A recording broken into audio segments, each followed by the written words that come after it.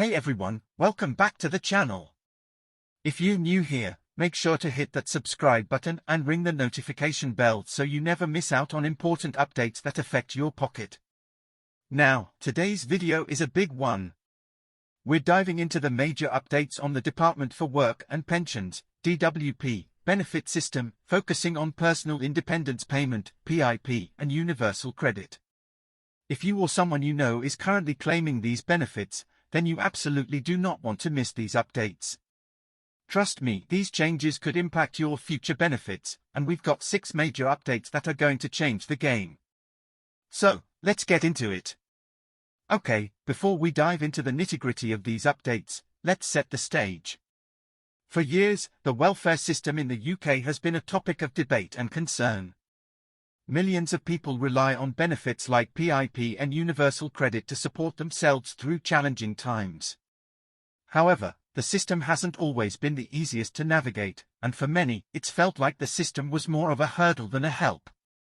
That's where these changes come in. The Department for Work and Pensions has been working on overhauling the benefit system to make it more streamlined, fairer, and more in line with today's needs. These reforms are part of an effort to ensure that people who need financial help can get it more efficiently and that the process is more supportive of the diverse range of claimants out there. The main goal of this overhaul is to make sure that the system is not just about cutting costs or speeding up processes but is also about making the system more human. There's a recognition that the way we assess people for benefits has to evolve, and fast. So, let's jump into the first change. Our first major update is all about the Personal Independence Payment, or PIP. For anyone who has applied for PIP, you know just how stressful and confusing the process can be. The assessments were often seen as one-size-fits-all, and they didn't always accurately reflect the complexities of someone's condition or how it impacted their life. But that's about to change. So, what's new? Well, the DWP is making significant changes to how they assess claims. One of the key changes is that the government is introducing clearer guidelines for assessors, which should help them understand how an individual's condition affects them in real life, not just in a clinical setting. For example, if you have a condition like arthritis, you know that it can affect you differently depending on the time of day, the weather, and your overall energy levels. The new guidelines mean that assessors are going to take more of that into account rather than just assessing a person's ability to perform specific tasks. Another big update is the inclusion of more evidence in the assessment process. In the past, many claimants were told their disability didn't meet the requirements for PIP based on medical assessments that didn't fully take their condition into account. Under the new rules, the DWP is going to place more emphasis on existing medical evidence, so you won't have to go through the same procedures multiple times if your condition is already well documented by your healthcare providers. Let's switch gears and talk about universal credit, another vital benefit for so many in the UK. Now, we all know that universal credit has had its fair share of challenges. From long waiting times to confusing rules, navigating the universal credit system could sometimes feel like walking through a maze. But the good news is, the government is making significant strides to simplify the system. First up, the application process is getting a major overhaul. If you've ever tried applying for universal credit online, you probably know just how confusing it could be. The forms were long, and sometimes, it wasn't clear what information was needed or how to track your claim. The DWP is introducing a new online portal that's designed to be more user-friendly, allowing claimants to quickly understand what's required and track the status of their claim in real time. The idea is to reduce the frustration of applying for benefits and provide a clearer, easier-to-follow process. But that's not all. The DWP is also working on reducing the waiting times for decisions. Previously, applicants would often face long delays, sometimes waiting for weeks or even months before receiving any updates.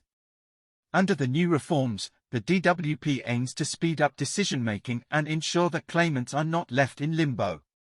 This is going to be a huge relief for those who rely on their universal credit payments to cover essential living costs.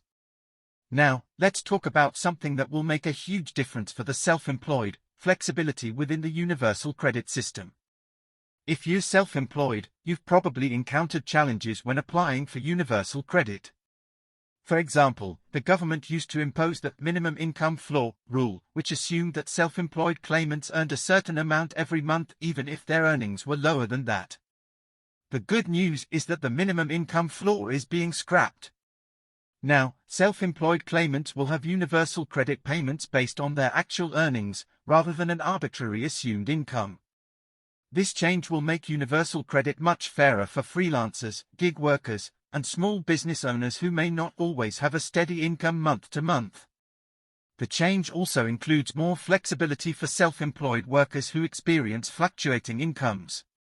If your earnings vary from month to month as they do for many self-employed individuals, the DWP will now take a more realistic approach, meaning that universal credit will be adjusted to reflect your actual earnings. This gives self-employed claimants much more stability and ensures that you won't be penalized for having a month where your earnings are lower than usual. For all the parents out there, here's some really good news: universal credit is going to provide more support for childcare costs. Anyone who's tried to balance work and childcare knows just how expensive it can be. Even with the support available through universal credit, many parents found that the amounts reimbursed for childcare costs didn't quite meet the reality of what they were paying. Well, the government has heard the feedback, and they are boosting the amount that will be reimbursed.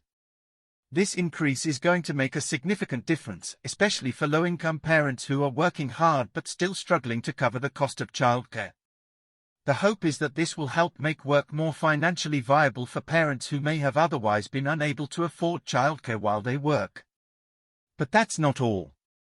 The DWP is also making it easier to claim this support.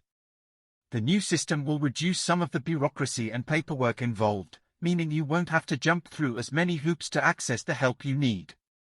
The government's goal here is to support parents in staying employed and improving their financial independence, which can have long-term benefits for both the parents and their children.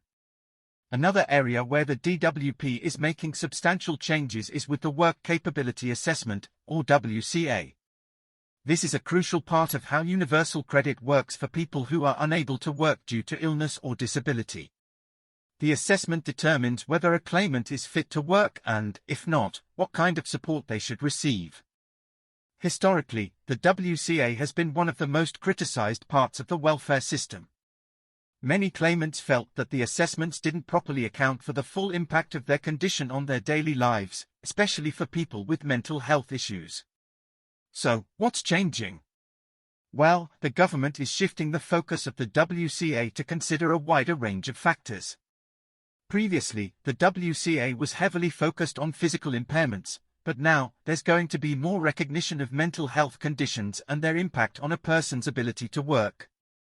This means that people suffering from mental health issues like anxiety, depression, or PTSD will receive a more accurate assessment of how these conditions affect their day-to-day activities and work potential.